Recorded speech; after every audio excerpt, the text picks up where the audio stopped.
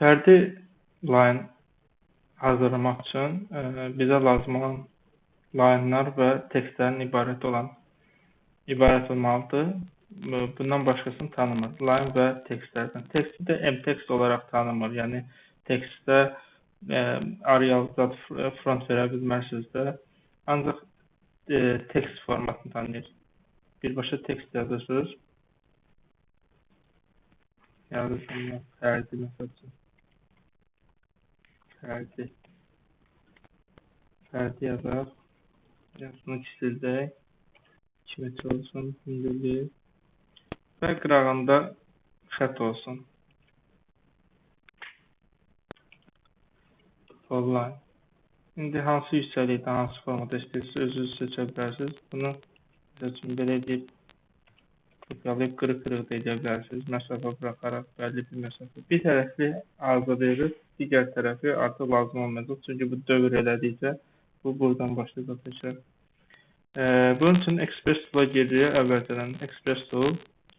Express Tools'dan Tools'a gedirik. Make line tape var burada. Make line tape. Line tape hazırlamaq. Yəni əslində bu AutoCAD-ın öz səhifəsinə, öz proqram faylında olduğu location düşməlidir. Amma orada qəbul eləmədiyinə görə biz hər hansı bir yerə, hər hansı bir papkaya save edirik. Demək, faylın adı o qədər də önəmli deyil. Sadəcə faylın adından nə olduğunu bilməliyik deyənə sadəcə önəmlidir. Mən F yazıram. Faylın name'i, line tape'in adı lazımdır. Hansı burada biz line tape'də onun adını görüb çağıracaq. Buna yazıram fərdi. Description sonra soruşur. Description'da da fərd yazıram. Önəmli deyil description. Description o haqqında məlumat vermək üçündür. Yəni uzun uzadı bir tekst yaza bilərsiniz. Enter edirəm. Buradan start başlanğıc nöqtəsini soruşur məndən. Başlanğıc nöqtəsini bura qeyd edirəm. Son nöqtəsi bura.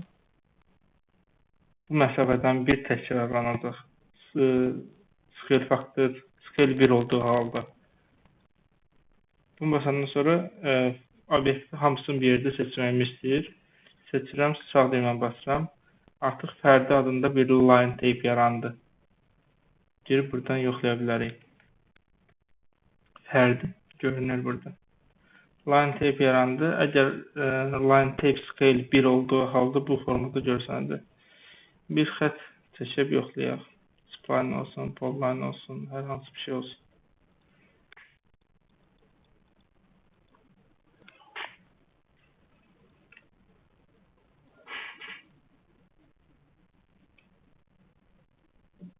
Fərdi yazdı format. Bunun scale-ində isə bir format görsənəcək. Artıq bundan 2 dəfə kiçik olduğu şahid oluruq. Bundan əlavə həmin yaranan faylı göstərmək istəyirəm. Harada necə yarandı. Dokumentsə bir save radionu fərdi F. Burada description göstərir. Biz faylın adına fərdi yazmışıq. Description hissəsinə fərdi yazdıq, başqa hissəsinə yazmadıq. Burada fərdi yazısında isə bu yazının özü ilə əlaqəli bir şeydir.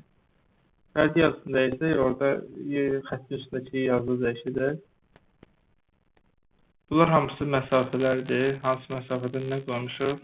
Bu tekstin hündürlüyüdür. 20 cm, 2 metr qoymuşuq daha doğrusu. 2 metr qoymuşuq. Bu onun haqqında məlumat. Demək istədiyim odur ki, yəni xətti və yazdığımız hissəni, yazı hissəsi və yaxud işarə qoyacaqsınız. Onu bu tekstavır tanımalıdır ki, bu faylı hazırlaya bilsin.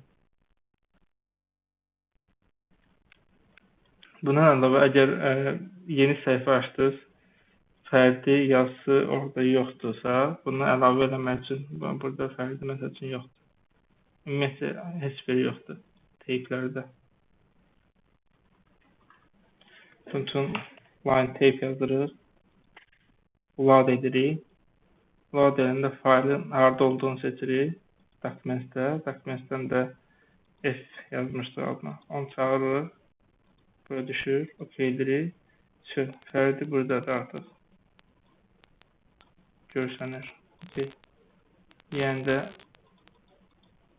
xətt çəkib fərdi formaya sala bilərik. Scaling 10 edir. 100 edir. Biraz belə görsən.